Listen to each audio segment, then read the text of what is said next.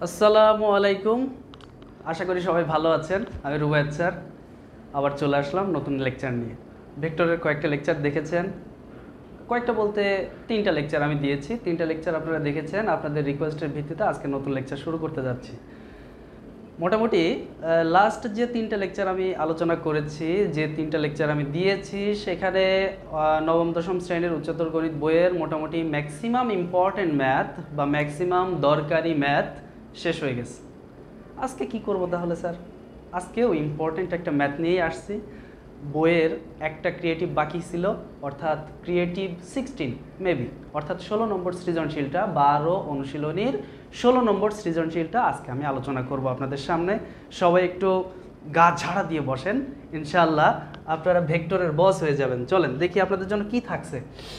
এই যে বলছিলাম আপনাদের জন্য থাকছে হচ্ছে 16 নম্বরটা, এটা মোস্ট ইম্পর্টেন্ট। হাই ফার্স্টেই কালো কালি দিয়ে কলঙ্কিত হয়ে গেলাম। আচ্ছা যাই হোক, তো আমাদের এই যে 16 নম্বর যেটা, এই 16 নম্বরটা হচ্ছে আমাদের সৃজনশীল। এটা খুবই ইম্পর্টেন্ট। 15 নম্বরটা ছিল মোস্ট ইম্পর্টেন্ট, সেটার পরেই 16-র অবস্থান। 16 নম্বরে এটা আমরা আজকে একদম পানি করে ফেলবো। সাথে থাকছে কোনটা? 13। মজার ব্যাপার হচ্ছে আমরা যে সৃজনশীল দুইটা করতেছি, এই সৃজনশীল দুইটা করার সাথে সাথে কয়েকটা ম্যাথ এমনি অটোমেটিক্যালি হয়ে যাচ্ছে, অর্থাৎ অনুশীলনের কয়েকটা ম্যাথ হয়ে যাচ্ছে। যেমন 15 নম্বর যখন করছিলাম তখন 14 নম্বরটা হয়ে গেছে। ওটা আমি বলে দিয়েছিলাম তখন যে 15-র গ 14 নম্বরের একেবারে সেম একেবারে। তো যাই হোক, এখন আমি শুরু করতে যাই বা শুরু করে ফেলে আমাদের প্রশ্ন কি আছে সেটা দিয়ে। বলছে ভেক্টরের সাহায্যে প্রমাণ করো যে ট্রাপিজিয়ামের অসমান্তরাল বাহুদ্বয়ের মধ্যবিন্দু সংযোজক সরল রেখা সমান্তরাল বাহুদ্বয়ের সমান্তরাল ও তাদের যোগফলের অর্ধেক। কি বুঝলাম কথাটা পড়ে? এখানে আমাদের প্রথমত তো ট্রাপিজিয়ামটা বুঝতে হবে। ট্রাপিজিয়াম কাকে বলে? যেই চতুর্ভুজের এক জোড়া বিপরীত বাহু সমান্তরাল, যে চতুর্ভুজের এক জোড়া বিপরীত বাহু সমান্তরাল তাকে বলা হয় ট্রাপিজিয়াম। আমি এই যে এটা আঁকছি, এটা একটা trapezium, because this one and this one আর প্যারালাল। এইটা আর এটা হচ্ছে সমান্তরাল, আর এই দুটা হলো অসমান্তরাল। এই দুই বাহু হচ্ছে অসমান্তরাল, আর এই বাহু আর এই বাহু হচ্ছে সমান্তরাল বাহু। আমি ক্লিয়ার? আশা করি ক্লিয়ার। তো যাই হোক, এখন এই যে প্রশ্ন অনুযায়ী বলছে অসমান্তরাল বাহুদ্বয়ের মধ্যবিন্দু। এই যে মনে করেন এইটা অসমান্তরাল বাহুর একটা, এই আর একটা, এদের মধ্যবিন্দু দুইটা যদি আমি যোগ করে দেই, যোগ করলে যে রেখাটা পাবো, যে ভেক্টরটা পাবো, সেই ভেক্টরটা আসলে বা সেই রেখাটা আসলে এই যে সমান্তরাল বাহু যে দুইটা আছে সেই দুইটার সমষ্টির অর্ধেক এবং এই দুইটার সমান্তরাল। তাহলে আমি যদি নামকরণ করি এভাবে এ বি সি ডি, আর এটার নাম দিলাম পি আর এটার নাম দিলাম Q. So we can say P Q কিসের সমান হবে? পি কিউ ইকুয়ালস টু 1/2 এই যে এইটা আর এটার যোগফলের সমান, অর্থাৎ বিসি প্লাস এডি। এখানে আমি ভেক্টর দিচ্ছি না, কেন দিচ্ছি না সেটা কিন্তু আপনারা জানেন, কয়েক ক্লাসে আলোচনা করছি। আমরা প্রমাণ করার শেষে সেটাকে স্কেলারে কনভার্ট করে নেই মডুলাস দিয়ে, সেই জন্য আমরা এখানে ভেক্টর দিচ্ছি না। আরও কিছু বেসিক লজিক আছে এটার পেছনে, আমি এটা আসলে এত ডিটেলসে যেতে চাচ্ছি না, কারণ আমি এই যে মুহূর্তে এই ভিডিওটা করতেছি, যেই মুহূর্তে রেকর্ডটা করতেছি, এটা একদম প্রিটেস্টের একেবারে মানে প্রিটেস্টের আগ মুহূর্ত। আর এই প্রিটেস্টের আগে অনেক স্কুলে ভেক্টর শেষ হয় নাই বলে ভেক্টর বাদ দিয়ে দিয়েছে, আর অনেক স্কুলে ভেক্টর আছে আর স্টুডেন্টরা মাথায় হাত দিয়ে চিন্তা করছে কি করব, what can I do, vector কেমনে শেষ করব।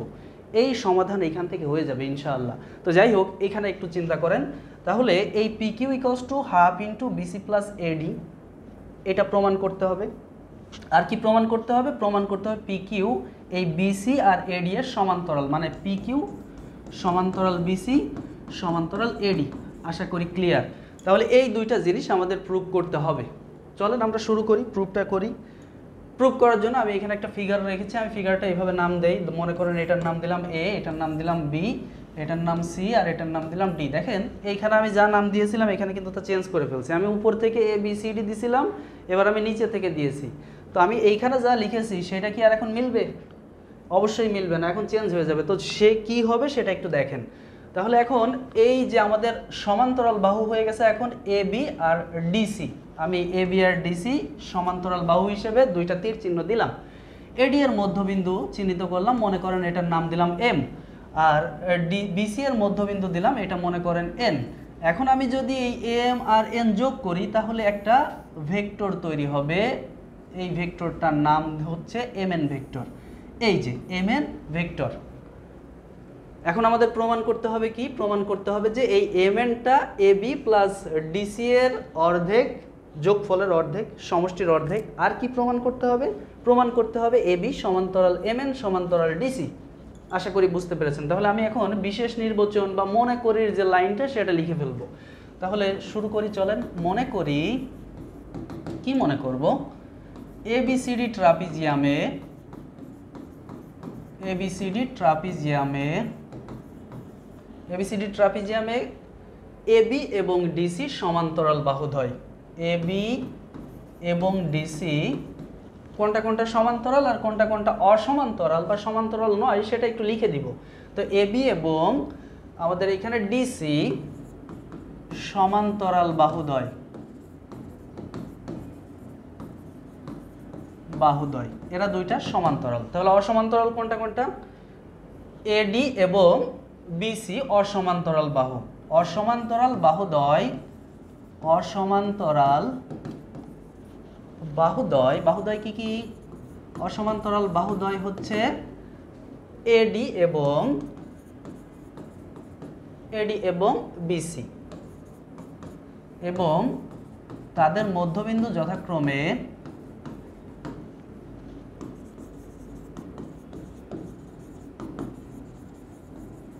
তাহলে তাদের মধ্যবিন্দু কি কি? এডি এর মধ্যবিন্দু নিয়েছি এম আর বিসি এর মধ্যবিন্দু নিয়েছি এন। তাহলে এম এবং এন। আশা করি ক্লিয়ার। তাহলে প্রমাণ করতে হবে কি? প্রমাণ করতে হবে যে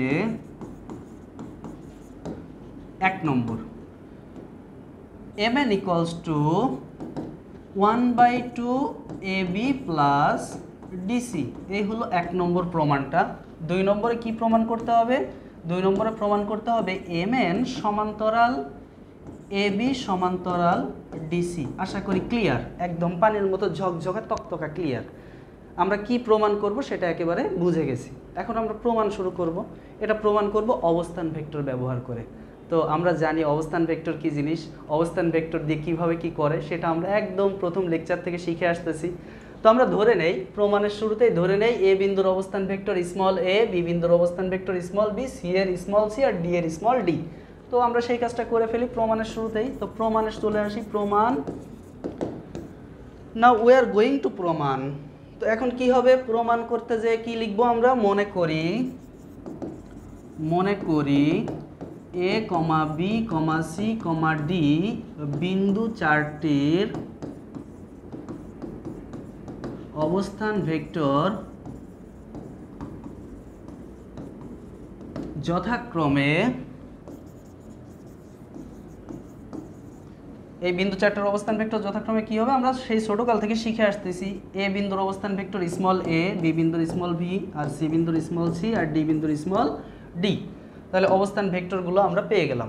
অবস্থান ভেক্টর যদি জানা থাকে তাহলে আমরা খুব ইজিলি যে কোনো জায়গার অবস্থান ভেক্টর বা যে কোনো জিনিসের ভেক্টর মান বের করতে পারি। সে আমার যদি এখন এ বি এর ভেক্টর মান বের করতে হয় তাহলে এ বি এর ভেক্টর মান কি হবে? B vector minus A vector. এটা কিন্তু আমি কয়েক ক্লাস ধরে আলোচনা করতেছি। যেহেতু এ বি, বি আছে পরে এ আছে আগে, তাহলে বি এর অবস্থান ভেক্টর মাইনাস এ এর অবস্থান ভেক্টর। যেমন আমি যদি এখন ডিসি ভেক্টরের মান বের করতে চাই তাহলে কি হবে? C vector minus D vector, মানে small C vector minus small D vector. এগুলো আমরা জানি। So we can apply this. তো এখন এই পর্যন্ত আমাদের ক্লিয়ার কিনা?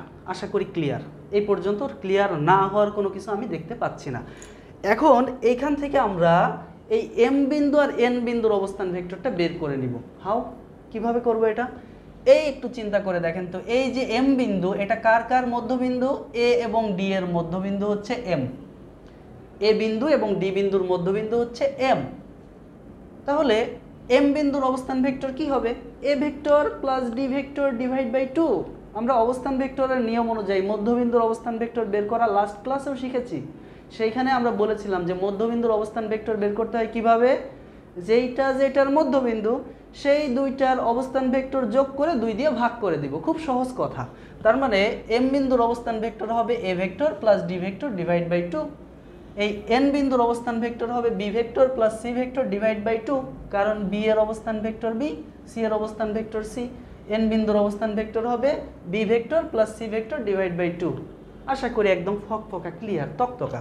তো চলেন আমরা এখন পরের স্লাইডে চলে যাই। তাহলে এখন আমরা m বিন্দুর অবস্থান ভেক্টরটা বের করে নেই। তার আগে আমরা একটু আমাদের যে তিনটা জিনিস লাগবে সেই তিনটা জিনিসের মধ্যে একটা হচ্ছে ab ভেক্টর, একটা dc ভেক্টর আর একটা mn ভেক্টর। তো mn তো আমি পরে বের করব, আগে ab ভেক্টর আর dc ভেক্টরের মানটা বের করে নেই। তাহলে কিভাবে হবে সেটা একটু চিন্তা করেন।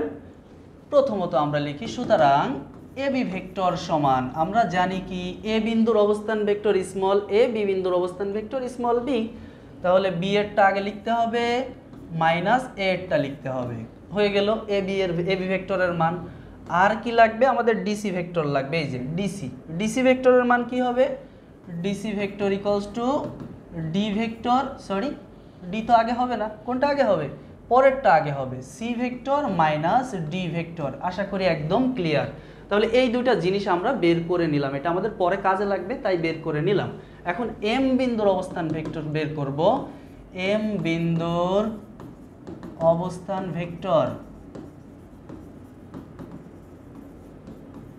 তাহলে এম বিন্দুর অবস্থান ভেক্টর কি হবে, এম কার কার মধ্যবিন্দু ছিল, এম ছিল figure, according to figure M ছিল হচ্ছে এ এবং ডি এর মধ্যবিন্দু।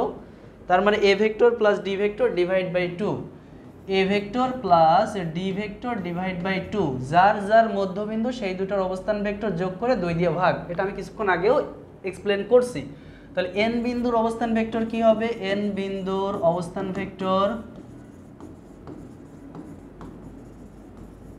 এন বিন্দুর অবস্থান ভেক্টর হবে, এন কার কার মধ্যবিন্দু, এন হচ্ছে বি বিন্দু এবং সি বিন্দুর মধ্যবিন্দু। তার মানে B vector plus C vector divide by 2, তাহলে B vector plus C vector divide by 2, এটা হচ্ছে এন বিন্দুর অবস্থান ভেক্টর।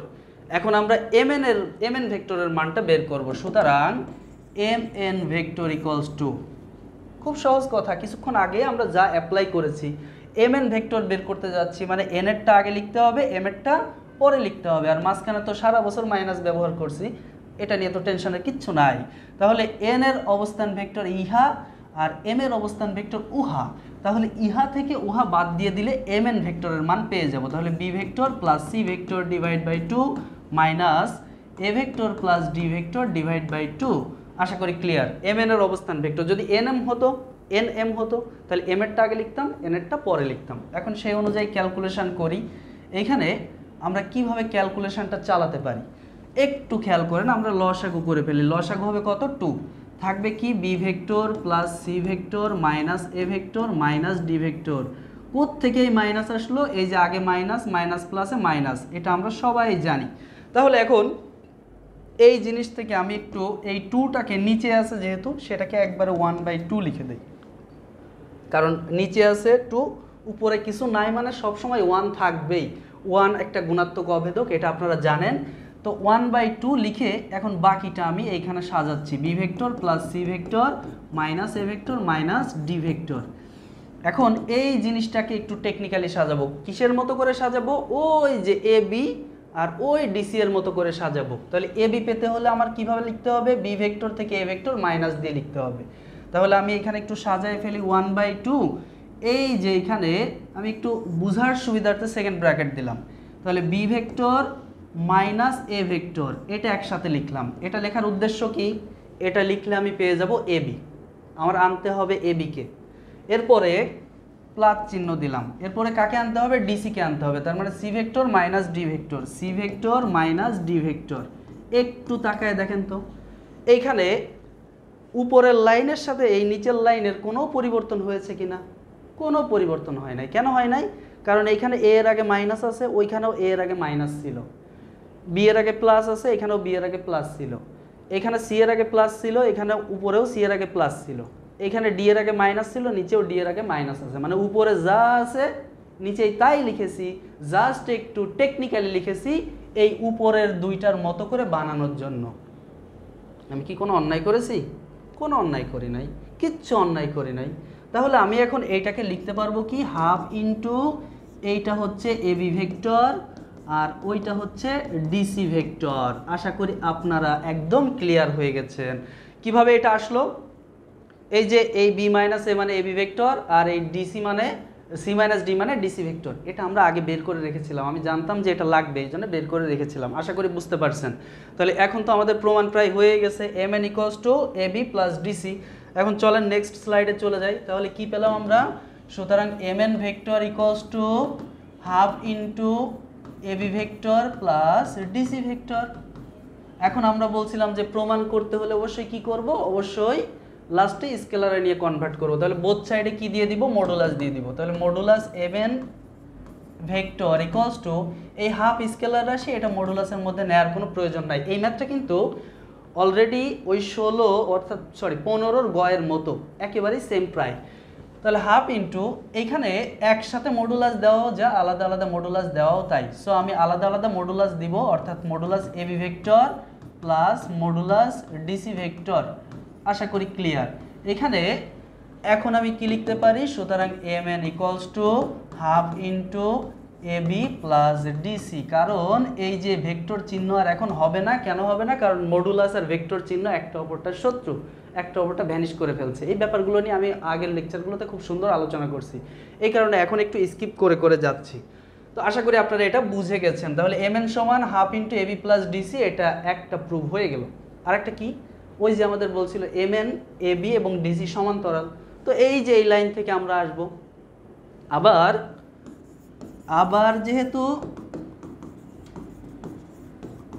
এই যে M N equals to half into A B vector plus DC vector, যেহেতু ইকুয়াল তার মানে সমান্তরাল হবে এরা। সমান্তরালের শর্ত কি সুন্দর করে আলোচনা করেছিলাম, ওটা যদি আপনারা জানেন তাহলে এখানে প্রশ্ন করবেন না কেন এটা হলো। তার মানে আপনারা এই যে প্লে লিস্টটা, এটা সিরিয়ালি দেখবেন 1 2 3 4, তাহলে আপনাদের বুঝতে সুবিধা হবে। তাহলে এইখানে এম এন ইকুয়ালস টু যদি half of A B plus DC হয়, এর মানে হচ্ছে এই এ বি আর ডিসি যেহেতু যোগ অবস্থায় আছে, তার মানে এরা নিশ্চিত সমান্তরাল, এদের ধারক রেখা নিশ্চিত সমান্তরাল। আবার এম এন এর সাথে এরা সমান অবস্থায় আছে, তার মানে এম এন এ বি এবং ডিসি তিনোটার ধারক রেখায় কি হবে? সমান্তরাল হবে। তাহলে এখানে সেই কথাটাই লিখবো, যেহেতু M N equals to half into A B plus DC, সেহেতু A B M N vector এবং ডিসি ভেক্টরের ধারক রেখা কি হবে? ভেক্টরের ধারক রেখা হয় একই হবে, না হয় সমান্তরাল হবে, না হয় সমান্তরাল হবে। তো এখানে তো একই হওয়া সম্ভব না। কেন সম্ভব না? কারণ ওটা তিন জায়গা থেকে শুরু হয়েছে, অর্থাৎ তিনোটার স্টার্টিং পয়েন্ট 3 জায়গায়। দেখেন, একটু তাকায় দেখেন, এইখান থেকে এ বি, এখান থেকে এম এন, এখান থেকে ডিসি, এরা কখনোই একই ধারক রেখার হতে পারে না। তার মানে এরা অবশ্যই কি হবে? সমান্তরাল হবে। তাহলে আমরা সেই কথাটাই লিখব, হয় একই না হয় সমান্তরাল। কিন্তু এখানে সমান্তরাল, কিন্তু এখানে সমান্তরাল। তাহলে এখন যেহেতু সমান্তরাল, that means we can say M N সমান্তরাল এ বি সমান্তরাল ডিসি। প্রুভড। আশা করি একদম ক্লিয়ার, বুঝে গেছি। এই যে আমি যে জিনিসটা শিখলাম এতক্ষণ ধরে, বা আমি যে জিনিসটা শিখালাম আপনাদেরকে, এই জিনিসটা আসলে না বোঝার কিছু আছে বলেন? এখানে না বোঝার মতো কিচ্ছু নাই। বাট আপনারা যখন আগের ব্যাপারগুলো বুঝবেন না, ফর্মুলাগুলো বুঝবেন না, তাহলে এটা তখন কঠিন লাগবে। এটা তখন আপনাদের কাছে মনে হবে এটা বিশাল কঠিন জিনিস, এটা আমি বুঝি না, এটা আমার দ্বারা সম্ভব না, আমি ভেক্টর পারি না, ম্যাথ আমার ভালো লাগে না। ম্যাথমেটিশিয়ানদের 14 গোষ্ঠী উদ্ধার করেন, এছাড়াও ম্যাথমেটিশিয়ানদের পারলে দিনে 3 বার করে ফাঁসি দেন। তো যাই হোক, এই কাজ থেকে বের হয়ে আসেন, একটু চেষ্টা করেন সবাই। আশা করি আপনাদের জন্য ম্যাথ একদম সহজ হয়ে যাবে। তাহলে এম এন এ বি এবং ডিসি সমান্তরাল, আর এটা প্রমাণ হয়ে গেল। তাহলে এখন চলেন নেক্সটটাই চলে যাই, নেক্সট প্রশ্নে চলে আসি। এই হচ্ছে আমাদের 16 নম্বর অনুশীলনের 16। এটা আমরা এখন সলভ করব। এখানে বলছে এবিসি এর বিসি সিএ এবং এবি বাহুর মধ্যবিন্দু যথাক্রমে ডি ই এবং এফ। মনে করেন এই হচ্ছে একখান ত্রিভুজ। আচ্ছা, আমি ত্রিভুজ এইভাবে আঁকতেছি কেন? আমার তো ত্রিভুজ আঁকার সুযোগ আছে। তাহলে মনে করেন এই হচ্ছে একখান ত্রিভুজ। কই গেল ত্রিভুজ? এই যে ত্রিভুজ, এই যে এই হচ্ছে একখান ত্রিভুজ। তো ত্রিভুজের নাম কি দিব? ত্রিভুজের নাম দিব আমার ইচ্ছা মতো না, এই যে ওরা বলে দিছে ABC, দিলাম A B আর C।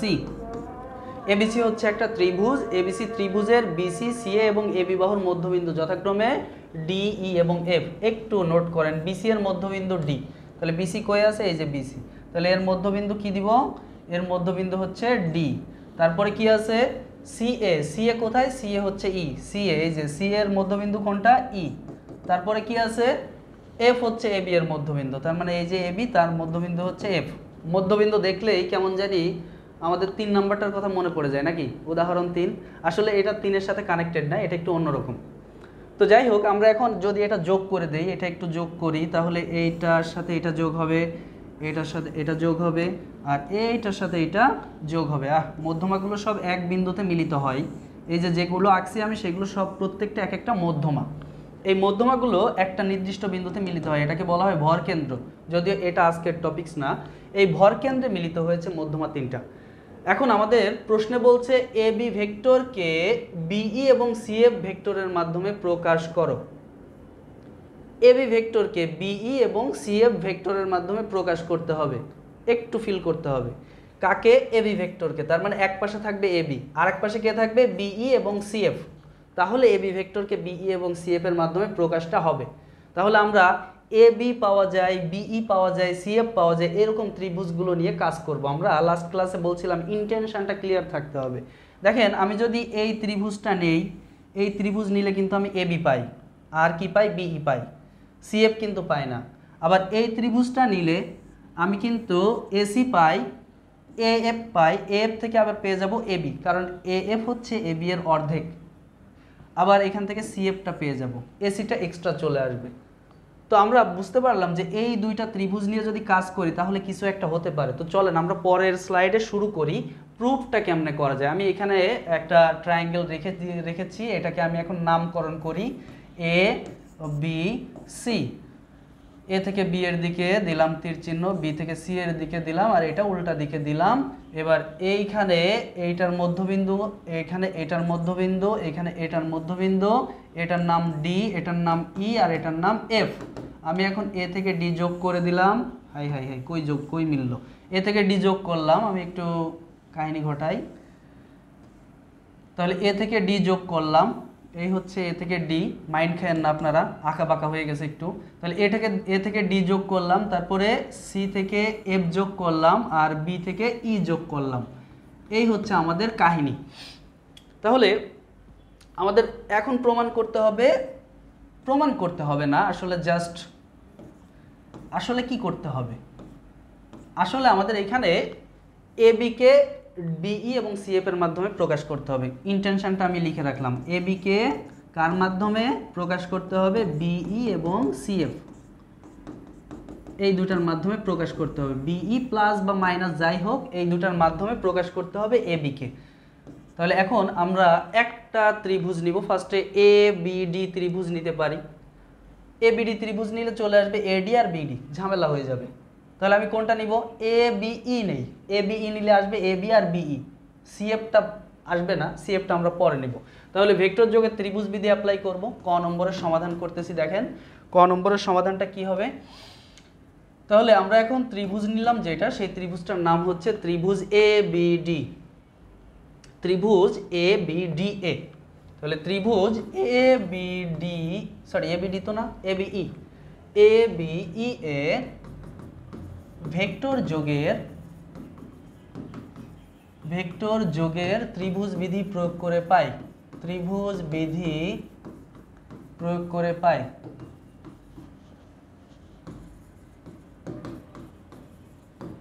তাহলে ভেক্টর যোগের ত্রিভুজ বিধি যদি এখানে প্রয়োগ করি কি হবে দেখেন তো একটু চিন্তা করে। একই দিকে তীর চিহ্ন আছে, কোনটা একই ক্রমে আছে, এটা তীর চিহ্ন এদিকে দিব।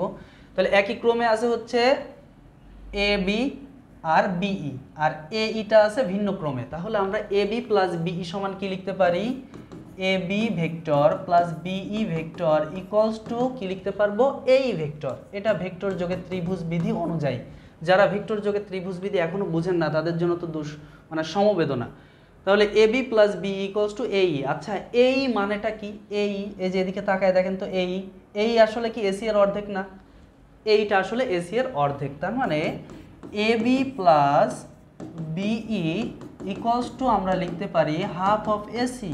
কারোর বাপের কিচ্ছু বলার ক্ষমতা থাকবে না। তাহলে এ বি প্লাস বিই সমান লিখতে পারি হাফ অফ এসি।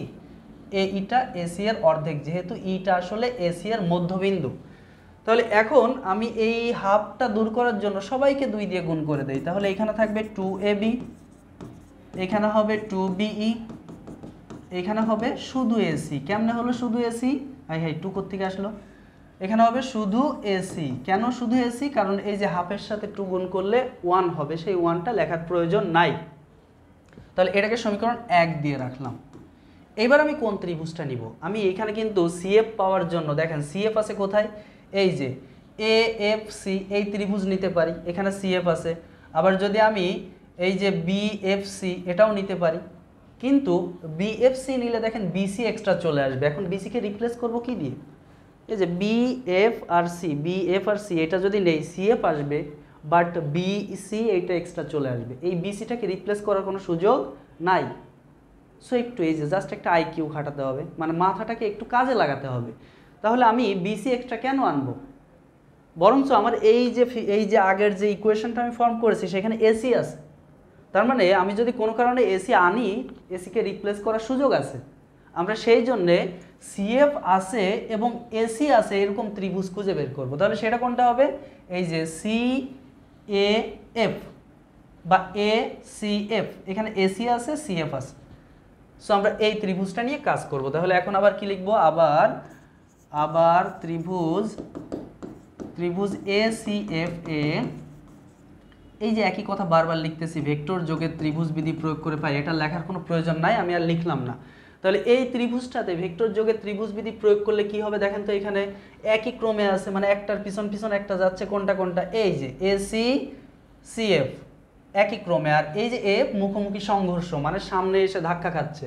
তাহলে হবে কি AC plus CF equals to F. তাহলে AC vector plus CF vector equals to AF vector. আশা করি ক্লিয়ার, একদম ক্লিয়ার। এখন AC vector plus CF vector সমান এফ ভেক্টর। এখানে এফ মানে আবার কি? এফ মানে হচ্ছে এবি এর অর্ধেক, কারণ এফটা হচ্ছে এবি এর মধ্যবিন্দু। তাহলে আমরা কি লিখতে পারি? আমরা এখন এফ এর পরিবর্তে লিখতে পারি half of AB. That means AC vector plus CF vector equals to half of AB vector. আশা করি বুঝতে পেরেছেন। এখন আমি কিছুক্ষণ আগে বলছিলাম যে এসি আসলে এসিকে রিপ্লেস করা যাবে। এই যে দেখেন এসিকে রিপ্লেস করা যাচ্ছে। এসি এর মান হচ্ছে এইখানে, এই যে এইটুকু হচ্ছে এসি এর মান। এখন আমি এই এসি এর পরিবর্তে যদি ঠুস করে এই জিনিসটাকে এখানে বসায় দেই, কারোর বাপের কোনো সমস্যা হবে? কিচ্ছু হবে না। তাহলে এখন এসি এর পরিবর্তে এই জিনিসটা এখানে পুট করে দাও। তাহলে কি হবে? 2ab vector plus 2be vector. এটা কার সাহায্যে লিখলাম? 1 নং এর সাহায্যে। এইটা লিখলাম কার পরিবর্তে? এসি এর পরিবর্তে। তাহলে এসি এর পরে কি ছিল? সিএফ ছিল। তাহলে সিএফ ভেক্টর ইকুয়ালস টু ওই পাশে আছে হাফ অফ এবি ভেক্টর। আশা করি ক্লিয়ার।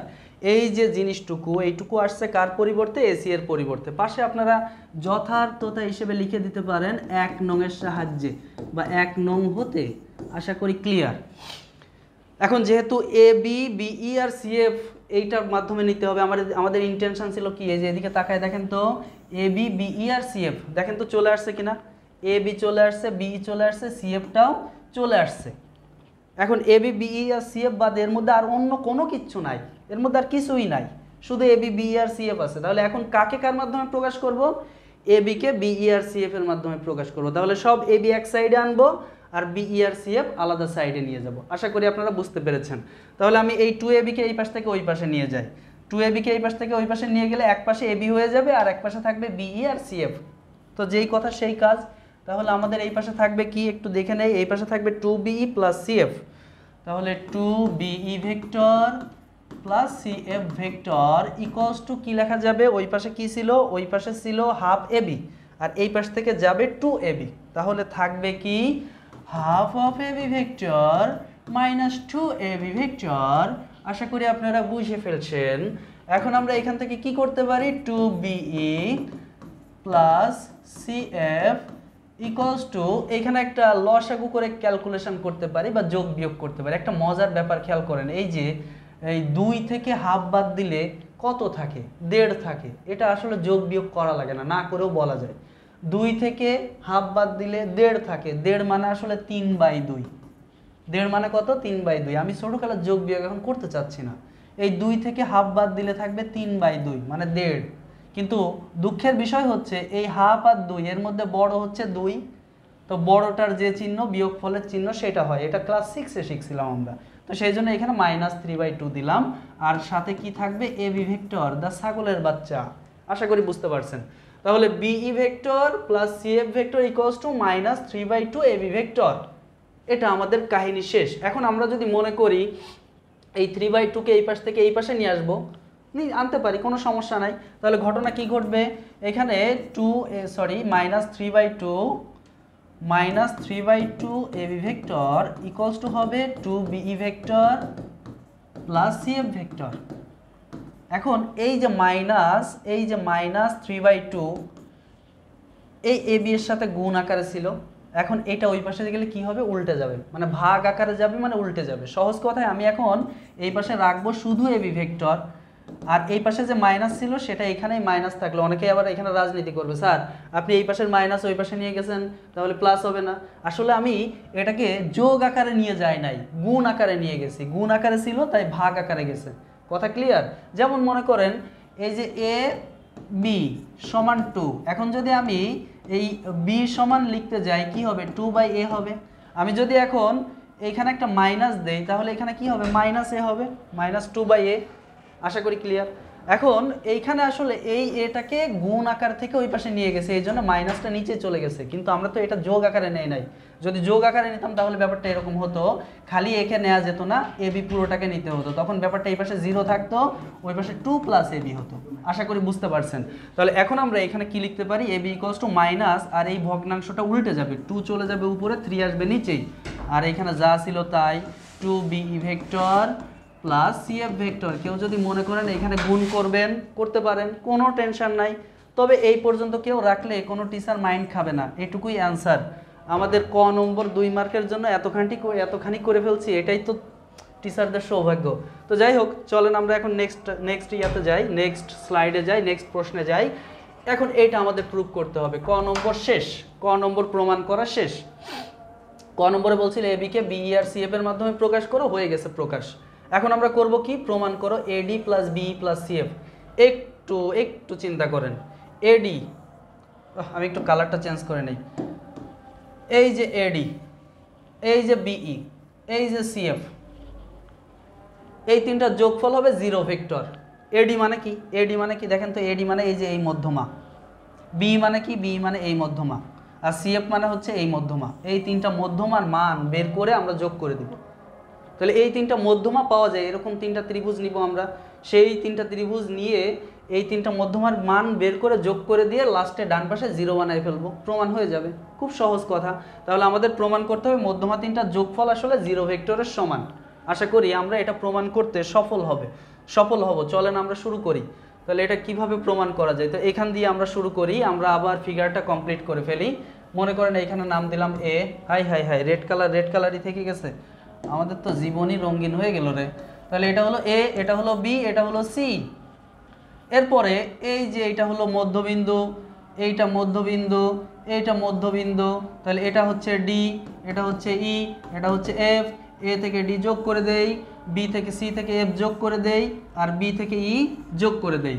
করলাম, কাহিনী শেষ। এখন এ থেকে বি এর দিকে একটা তীর দিলাম, এখান থেকে এদিকে দিলাম। এবার এটা দেই উল্টা দিকে। এবার বি থেকে ই এর দিকে দেই, এ থেকে ডি এর দিকে দেই, সি থেকে এফ এর দিকে দেই। এইগুলো আসলে তীর চিহ্নটা আমি কিন্তু এর আগেও বলছি যে তীর চিহ্ন ইচ্ছামতো দিয়ে করা যায়, তবে আপনাকে বুঝতে হবে কোনটা ব্যবহার করলে আপনার জন্য সুবিধা হবে, কোনটা ব্যবহার করলে ম্যাথটা সহজে মিলবে। আশা করি আপনারা এটা শিখে যাবেন, প্র্যাকটিস করতে হবে জাস্ট। তাহলে আমরা এখন খ নম্বরের সমাধান শুরু করতেছি। খ, তাহলে এটা কিভাবে করব আমরা খ নম্বরের সমাধানটা? ফার্স্টে আমরা এডি পাওয়া যায় এরকম একটা ত্রিভুজ নিব। এডি পাওয়া যায় এমন ত্রিভুজ হচ্ছে এবিডি আর এডিসি। তো আমি বাম পাশে প্রথম যে ত্রিভুজটা আছে সেটা নিয়েই কাজ শুরু করি, এবিডি নিয়ে কাজ শুরু করি। অনেকেই রাজনীতি করবে, বলবে স্যার এডিসি নিলে হবে না। অবশ্যই হবে, কেন হবে না? তাহলে এখন ত্রিভুজ, কোন ত্রিভুজ? ত্রিভুজটার নাম কি? ত্রিভুজটার নাম হচ্ছে এবিডি। ত্রিভুজ এবিডি এ ভেক্টর যোগের ত্রিভুজ বিধি প্রয়োগ করে পাই। ত্রিভুজ বিধি প্রয়োগ করে পাই। তাহলে করি প্রয়োগ। হাই হাই, আমার বোর্ডের তো ভূতে ধরছে, প্রত্যেক দিন বোর্ডের ভূতে ধরে। নেটওয়ার্কের সমস্যা মাঝে মাঝে হয়। বাংলাদেশের নেটওয়ার্ক হচ্ছে 128তম। বাংলাদেশের নেটওয়ার্ক যেহেতু এই অবস্থা, তাহলে আমাদের কি হবে বল? আমরা আছি বাংলাদেশে। তো এখন এইখানে এই এ বি ডি ত্রিভুজে একই ক্রমে আছে কোনটা কোনটা একটু তাকায় দেখতো। এই যে এ বি আর বিডি এরা আছে একই ক্রমে, এডি আছে ভিন্ন ক্রমে। তার মানে আমরা বলতে পারি এডি ভেক্টর ইকুয়ালস টু কি হবে? AD vector equals to AB vector plus BD vector. AB vector plus BD vector হলো, কাহিনী শেষ। এখন এটাকে সমীকরণ 1 দিয়ে দিলাম। আমরা এডি এর মান পেয়ে গেছি। এবার কিসের মান বের করব? এবার লাগবে আমার বিই এর মান। তো বিই পাওয়া যাবে এরকম ত্রিভুজ কোনটা আছে? এই যে বিসিই আর এ বিই। আমি এ বিই নিব, বিসিই নিলে হবে না এরকম কোনো কথা নাই, বিসিই নিলেও হবে, শুধু বিই থাকতে হবে। তাহলে এবার আমরা একই কথা লিখব, আবার ত্রিভুজ এ বিই এ ভেক্টর যোগের ত্রিভুজ বিধি প্রয়োগ করে পাই। এই কথা লিখতে লিখতে ক্লান্ত হয়ে গেছে, আর লিখবো না। তাহলে এ বিই এর ক্ষেত্রে একই ক্রমে আছে কোনটা কোনটা? এই যে এ বিই, এই হচ্ছে ত্রিভুজ।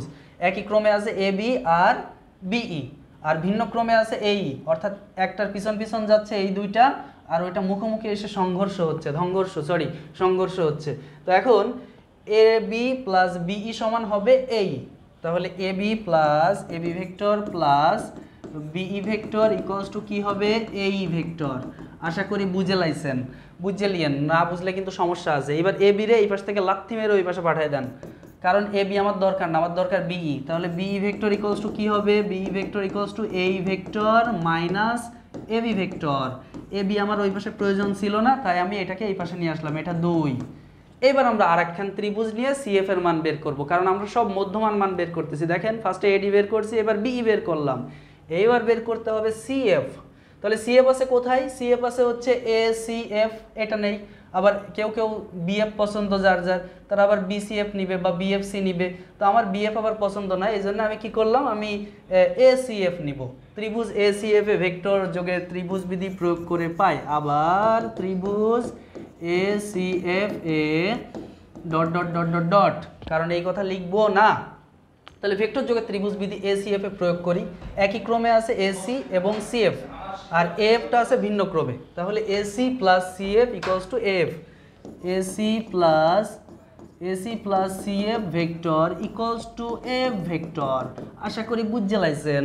তাহলে AC vector plus CF vector equals to কি হলো? F vector. এখন এইখান থেকে আমার লাগবে সিএফ এর মান। আমি এসিকে এই পাশ থেকে ধাক্কা মেরে ওই পাশে পাঠিয়ে দিব, কারণ সিএফ এর সাথে এসি থাকার যোগ্যতা নাই।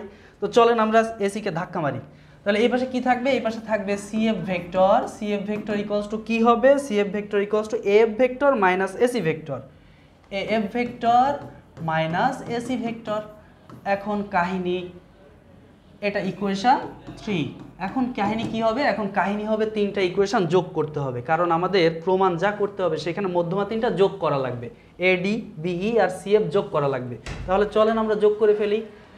সমীকরণ 1, আমি এত কিছু লিখবো না, জাস্ট শর্টকাটে লিখবো 1 + 2 + 3 ইমপ্লাইজ দ্যাট। এই 3টা যোগ করতেছি, এটা শর্টকাটে এইভাবে লিখলাম। তাহলে লিখে ফেলি। ফার্স্টে ছিল এডি, তারপরে ছিল বিই, তারপরে ছিল সিএফ, সবগুলোর উপরে ভেক্টর। তাহলে এই 3টা সব বাম পাশ, এই দেখেন এডি, বিই আর ওই পাশে আছে সিএফ। এবার এডি এর ডান পাশে কি ছিল? এবি প্লাস বিডি, সেটা লিখবো। তাহলে সমান হচ্ছে AB plus BD, AB plus BD, AB vector plus BD vector. এরপরে এদিকে আসেন, বিই এর ডান পাশে ছিল এই মাইনাস এবি। তাহলে চলেন এখানে আমরা যোগ করে দেই এই মাইনাস এবি। ওয়াও। এরপরে কি করব? এরপরে হচ্ছে যে সিএফ এর ডান পাশে আছে এফ মাইনাস এসি, তাহলে প্লাস এফ মাইনাস এসি। সব যোগ করা শেষ। এখন বাম পাশে তো আমি কোনো ধরনের টাচ করবো না, বাম পাশে এটুকু লজ্জাবতী, এখন টাচ করা যাবে না, কারণ এটাই প্রমাণ করতে হবে। আমরা ডান পাশে সিস্টেম করে জিরো ভেক্টর বানাবো। কেমনে? আগে আমি উড়াই দিব, এই যে minus AB plus AB vanish, উড়াই দিছি। তাহলে থাকলো কি? বিডি, এই, এফ আর এসি। আমরা এখন বিডিকে কি লিখতে পারি একটু একটু একটু চিন্তা করে আসি তো, আমরা একটু ফিগারটা দেখি তো। আমরা বিডিকে লিখতে পারি কি, যেহেতু ডি ছিল বিসি এর অর্ধেক, তার মানে সরি ডি ছিল বিসি এর মধ্যবিন্দু, তার মানে বিডি হচ্ছে এসি এর অর্ধেক, সরি বিসি এর অর্ধেক, তার মানে বিডি সমান হাফ অফ বিসি, বিডি সমান হাফ অফ বিসি। তাহলে এই যে এফ সমান কি লেখা যেতে পারে, এফ এফ সমান হাফ অফ এবি, আর এই সমান কি লেখা যেতে পারে, হাফ অফ এসি। আশা করি আপনারা বুঝে গেছেন। তাহলে চলেন, তাহলে আমরা এই বিডির পরিবর্তে লিখব হাফ অফ বিসি, আপনারা একটু ফিগারের সাথে মিলায় দেখবেন। এর পরিবর্তে লিখব হাফ অফ এবি, একটু ফিগারের সাথে মিলায় দেখেন। এরপরে এফ এর পরিবর্তে কি লিখব, একটু একটু একটু দেখেন, এই যে এফ এর পরিবর্তে লিখব হাফ অফ এবি, আর এই এর পরিবর্তে লিখব হাফ অফ এসি। তাহলে আমি একটু উল্টা করে ফেলছি, আমি কিরকম উল্টা করে ফেলছি, এখানে একটু তাকায় দেখেন, এই যে এই পরিবর্তে লিখে ফেলছি হাফ অফ এবি, কিন্তু এই পরিবর্তে হবে হাফ অফ এসি। তাহলে হাফ অফ এসি, আর ওই যে এফ তার পরিবর্তে হবে হাফ অফ এবি, আর ওই লাস্টে ছিল এসি, সেটা এসি থেকে গেল। আশা করি ক্লিয়ার। তাহলে এই হচ্ছে আমাদের কাহিনী, এই পর্যন্ত আশা করি আপনারা বুঝে গেছেন, এইখানে না বোঝার কিছুই নাই। তাহলে এখন আমি কি হলো এখন, তাহলে এইখানে কি ছিল যেন, হাফ অফ বিসি। তাহলে এখন আমি কি করব, এখন আমার এই যে হাফ অফ এসি আর ওই যে ওই পাশে এসি আছে, এই দুটা যোগ বিয়োগ করা যায়। তাহলে এই বিসি আর এবি যোগ বিয়োগ করা যায় না, এই দুটো একসাথে রাখি। এখানেও হাফ আছে, ওখানেও হাফ আছে, হাফ কমন নিয়ে নিলাম, থাকবে বিসি প্লাস এবি। এই দুইটার ভেতর থেকে এই যে এই পিস আর এই পিস থেকে হাফ কমন নিয়ে একসাথে লিখছি। আর এইখানে এই যে মাইনাস এসি থেকে হাফ অফ এসি, মানে একটা ফুল এসি থেকে অর্ধেক এসি বাদ দিলে অর্ধেক এসি থাকবে, মানে অর্ধেক বাতাস খাওয়া যাবে, অর্ধেক ঠান্ডা লাগবে, অর্ধেক ভালো লাগবে। অর্থাৎ একটা ফুল এসি থেকে একটা হাফ এসি বাদ দিলে কি থাকবে, হাফ অফ এসি থাকবে। কিন্তু এখানে এই যে এটা বড় মাইনাস আছে, তাই এখানে থাকবে মাইনাস হাফ অফ এসি। আশা করি বুঝতে পেরেছেন। না বুঝতে পারলে এই দুটো পাশাপাশি লিখে ছোটকালের মতো যোগ বিয়োগ করবেন, ভগ্নাংশের যোগ বিয়োগ। আশা করি আপনারা পারবেন। তাহলে এখন এই এসি আর এই যে মাইনাস এসি যোগ বিয়োগ করে হাফ অফ এসি ওটা ওই পাশেই লিখে দিলাম। এখন এখানে তো আমার জিরো ভেক্টর বানাতে হবে, কেমনে বানাবো একটু চিন্তা করেন তো দেখি, একটু ফিগারে চলে আসেন। এই যে এ বি প্লাস বিসি, এ বি প্লাস বিসি সমান কি এসি লেখা যায়, একটু তাকায় দেখেন তো। এ বিসি ত্রিভুজে ভেক্টর যোগে ত্রিভুজ বিধি যদি অ্যাপ্লাই করি, এ বিসি ত্রিভুজে ভেক্টর যোগে ত্রিভুজ বিধি অ্যাপ্লাই করলে এ বি প্লাস বিসি সমান কি হবে, এসি হবে। তার মানে যদি এ বি প্লাস বিসি পাই, তার পরিবর্তে লিখতে পারি কি, এসি। তাহলে সেই কাজটা এখানে করব আমরা। এখানে এ বি প্লাস বিসি বা বিসি প্লাস এ বি এর পরিবর্তে কি লিখে দিব, এসি লিখে দিব। তাহলে AC half of AC minus half of AC, half of AC আর হাফ অফ এসি বুলডোজার মেরে উড়াই দিব। এখন থাকবে জিরো ভেক্টর। হাই হাই হাই, সব শেষ, জিরো ভেক্টর। এটা হচ্ছে আমাদের রেজাল্ট। তবে এখানে পাশে অবশ্যই লিখে দিতে হবে, যেহেতু ত্রিভুজ এবিসি এ বি প্লাস বিসি এইটা সমান কি, এসি। আশা করি আপনারা বুঝ জ্বালাইছেন। তাহলে এই হচ্ছে আমাদের জিরো ভেক্টর প্রমাণ হয়ে গেল। তাহলে আমরা এখন বলতে পারি কি, সুতরাং AD plus BE plus CF equals to কি, জিরো ভেক্টর। একদম পানি পানি ফাতা ফাতা ক্লিয়ার, একদম ফানা ফানা করে ফেলছি। আশা করি বুঝতে পারছেন। না বুঝলে কি হবে, না বুঝলে একটু কমেন্ট বক্সে টুকটাক করে আওয়াজ করে দিবেন। না বুঝলে কোনো জায়গায় আমি আজকে একটু ফাস্ট বুঝাইছি, একটু কারণও আছে। বেসিক্যালি আমার এই রেকর্ডটা করার ইচ্ছা ছিল একটু আগে, কিন্তু আমার একটু সময় স্বল্পতার কারণে আমি ক্লাসটা আসলে মাঝপথে ভেবেছিলাম রেকর্ড করব না, কিন্তু রেকর্ড করতে হচ্ছে কারণ আপনাদের পরীক্ষা সামনে। অনেকেই রিকোয়েস্ট করছেন, আপনাদের প্রিটেস্ট পরীক্ষা চলে আসছে প্রায়, এই জন্য আমি বাধ্য হয়ে আজকে রেকর্ডটা করতেছি, একটু তাড়াতাড়ি করতেছি। দাও এই জন্য আপনারা কিছু মাইন্ড খেয়েন না, আমি একটু পরের ম্যাথে চলে যাই। পরের ম্যাথটা কি আছে সেটা একটু দেখেন। আচ্ছা, পরের ম্যাথ মানে তো এখানে গ নম্বর। তাহলে এখানে কি আছে একটু তাকায় দেখেন তো। এখানে গ নম্বরে কি আছে, গ নম্বরে বলছে ভেক্টরের সাহায্যে প্রমাণ করো যে এফ বিন্দু দিয়ে অঙ্কিত বিসি এর সমান্তরাল রেখা অবশ্যই ই বিন্দুগামী হবে। মনে রাখবেন এই জিনিসটা করলে, এটা করলে আসলে এটা 11 নম্বর হয়ে যাবে, 11 নং। আর এইটা একেবারে সেম, বইয়ের অনুশীলনীর 11 নম্বর আর এইটা একদম সেম। তাহলে এটা যদি আমরা বুঝি, অনুশীলনীর 11 নম্বর পেরে যাব। তাহলে এটা আমরা কেমনে করব, এটা আমরা কিভাবে সলভ করতে পারি সেটা একটু দেখেন। এখানে বলছে ভেক্টরের সাহায্যে প্রমাণ করো যে এফ বিন্দু দিয়ে অঙ্কিত, এফ বিন্দু দিয়ে অঙ্কিত, এই যে এফ বিন্দু দিয়ে অঙ্কিত বিসিএস সমান্তরাল রেখা অবশ্যই ই বিন্দুগামী হবে। তার মানে আমরা বিসিএস সমান্তরাল রেখা মনে করলাম ইএফ বা এফ ই। এখন এইটা এ বি এর মধ্যবিন্দু দিয়ে শুরু হয়েছে, কিন্তু ই যে এসি এর মধ্যবিন্দু সেটা মনে করেন আমরা জানি না। আমাদের প্রমাণ করতে হবে কি যে ইটা আসলে এসি এর মধ্যবিন্দু, মানে বিসিএস সমান্তরাল রেখাটা যেটা গেছে এফ বিন্দু দিয়ে না হয় অন্য বিন্দু দিয়ে হলে কিন্তু হবে না। ধরো এখান থেকে শুরু হয়েছে, এখান থেকে শুরু করে একটা বিসিএস সমান্তরাল রেখা আঁকছি, সেটা কিন্তু ই বিন্দুগামী বা মধ্যবিন্দুগামী হবে না। তার মানে আমাদের প্রমাণ করতে হবে যে এই এফ বিন্দু দিয়ে আঁকছি যে সমান্তরাল রেখাটা কার সমান্তরাল, বিসিএস সমান্তরাল রেখা, এটা অবশ্যই কি বিন্দুগামী হবে, ই বিন্দুগামী হবে। মানে ইটা আসলে এসি এর মধ্যবিন্দু, এটা প্রমাণ করাই যথেষ্ট। তো চলো আমরা শুরু করি, আমরা এটা প্রমাণ করে ফেলবো এখন ঝাক্কা নাক্কা করে। তাহলে এখন এটা কিভাবে করতে পারি, আমাদের কি করা লাগবে এখন দেখেন তো। এখানে আমরা সমাধানটা শুরু করি গ নম্বরের। তাহলে বেসিক্যালি আমরা কি প্রমাণ করতে যাচ্ছি সেটা এখানে একটু লিখি। এটা এ, এটা বি আর এটা সি, আর এটার মধ্যবিন্দু হচ্ছে এফ। আর এই যে এফ ই এটা হচ্ছে এই বিসিএস সমান্তরাল সরল রেখা। এখন আমাদের প্রমাণ করতে হবে বিসিএস সমান্তরাল রেখা আসলে ই বিন্দুগামী বা এসি এর মধ্যবিন্দুগামী, এটা আমাদের প্রমাণ করতে হবে। তাহলে আমি এখানে একটা তীর চিহ্ন মারলাম, এখানে একটা তীর চিহ্ন মারলাম, এখানে একটা তীর চিহ্ন, এখানে একটা তীর, না এটা তো উল্টা দিকে হবে, এদিকে হবে, এদিকে হবে, হ্যাঁ এটা উল্টা দিকে দিলে সুন্দর হয়, এই জন্য আমরা উল্টা দিকে দিলাম। তাহলে আমরা এখন বিশেষ নির্বাচনটা লিখে ফেলি। মনে করি এবিসি ত্রিভুজ এবিসি এর এবি বাহুর মধ্যবিন্দু এফ। এই এসি এর কথা কিন্তু বলবো না, আমরা ফার্স্টে এবি এর কথা বলবো। এবি বাহুর মধ্যবিন্দু কি, এবি বাহুর মধ্যবিন্দু এফ এবং বিসি সমান্তরাল এফ ই, বিসি সমান্তরাল এফ ই। তার মানে এফ ই হচ্ছে বিসি এর সমান্তরাল। তার মানে এখন আমাদের প্রমাণ করতে হবে কি, এই যে ই বিন্দুটা আসলে এই এসি এর মধ্যবিন্দু, এটা প্রমাণ করাই যথেষ্ট। তাহলে প্রমাণ করতে হবে যে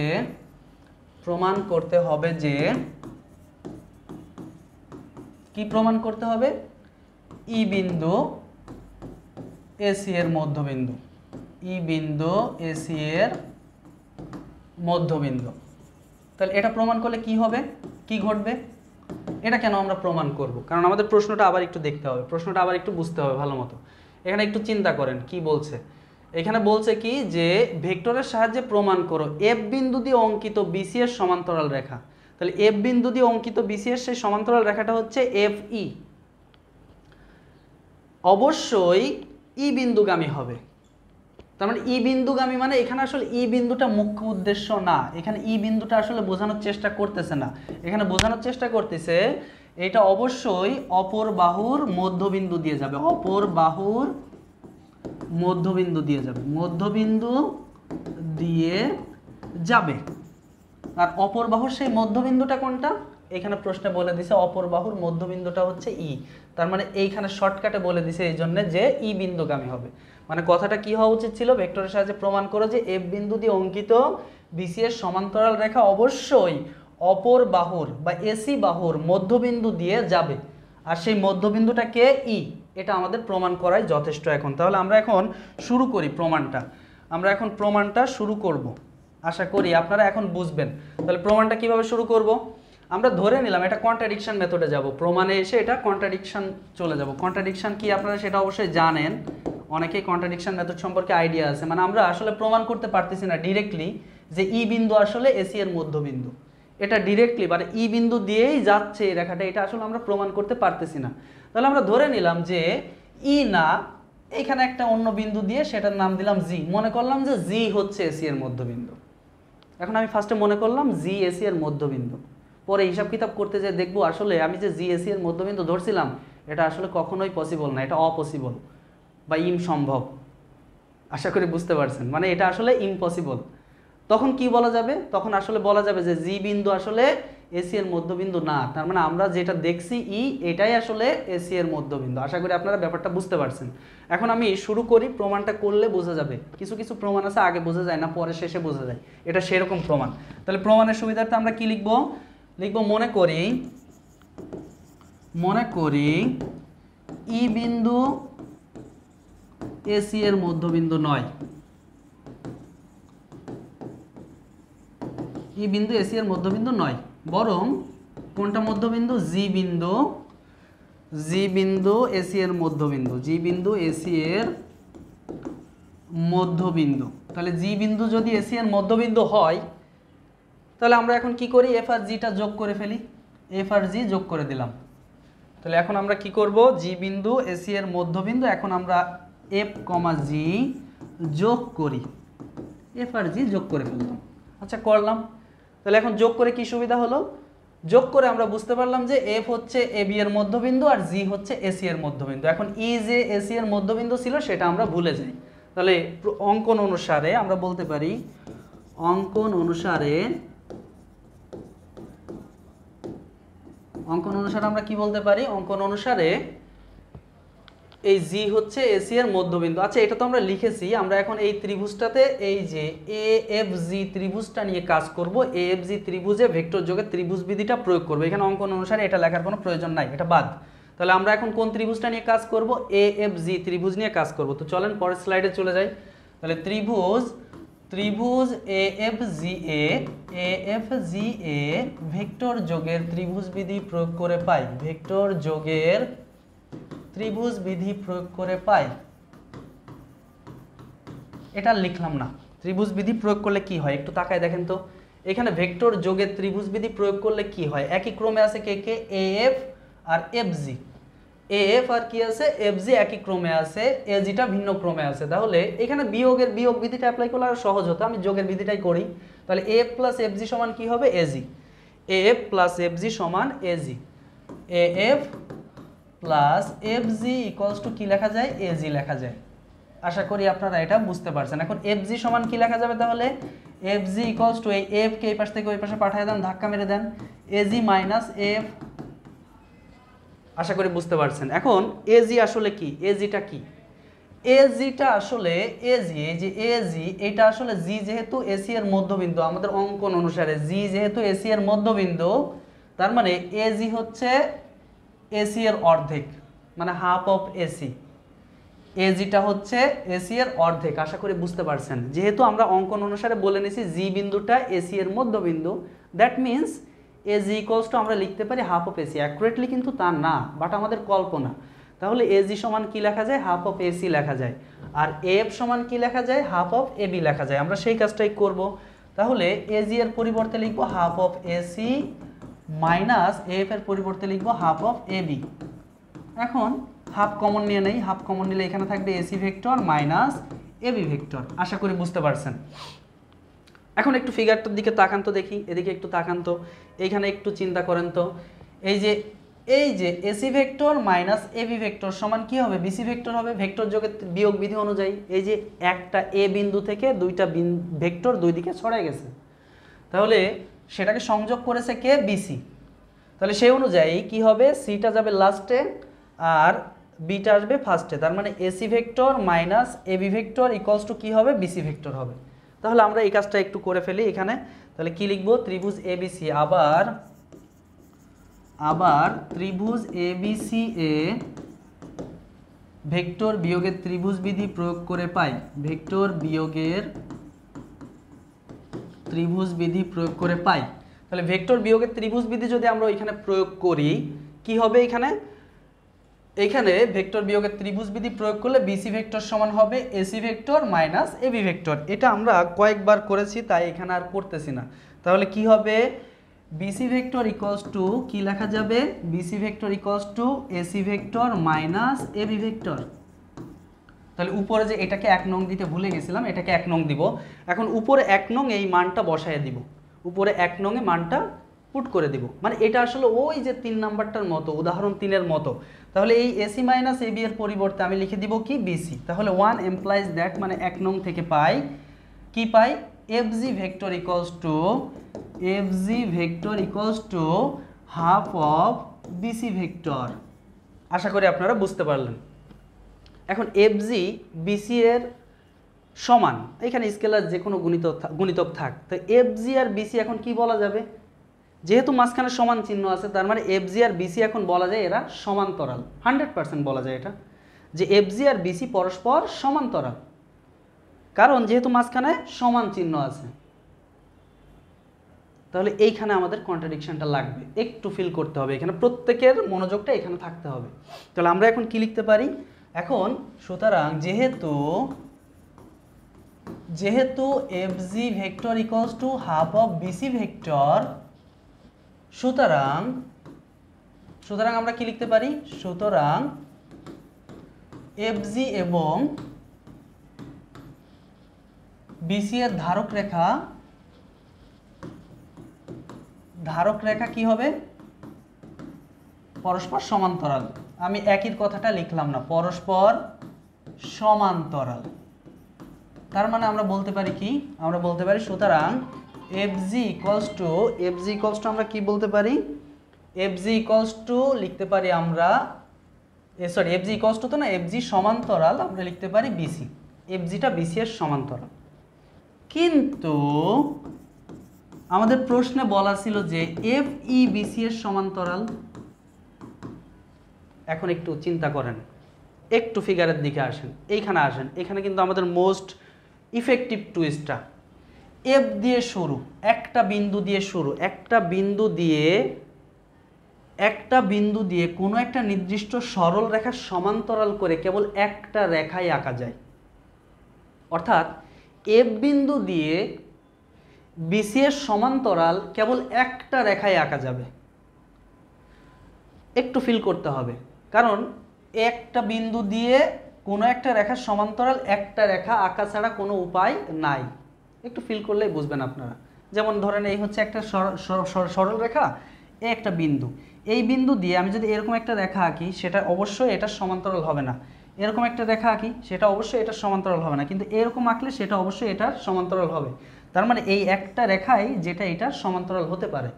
কিন্তু ঘটনাক্রমে আমরা ঘটাই ফেলছি কি, এই এফ বিন্দু দিয়ে এফজি এবং এফই দুইটাই বিসি এর সমান্তরাল বলে ফেলছি। একটু দেখেন, আমরা বলে ফেলছি যে এফজিও বিসি এর সমান্তরাল, এফইও বিসি এর সমান্তরাল।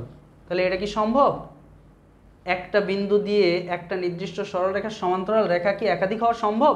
অবশ্যই সম্ভব না। তার মানে আমাদের এই যে এফজি বিসি এর সমান্তরাল, এটা হওয়া পসিবল না, কারণ প্রশ্নে যেহেতু বলা আছে এইটা বিসি এর সমান্তরাল, তার মানে এটাই গ্রহণযোগ্য। তার মানে এটাই হবে আমাদের কি, এসি এর মধ্যবিন্দু, এটাই হবে এসি এর মধ্যবিন্দু। জি আসলে এসি এর মধ্যবিন্দু হতে পারে না, কারণ এটা একটা কন্ট্রাডিকশন। তাহলে কথাটা আমরা এখানে এইভাবে লিখব, যা অসম্ভব। কেমনে অসম্ভব? কারণ বিসি এর সমান্তরাল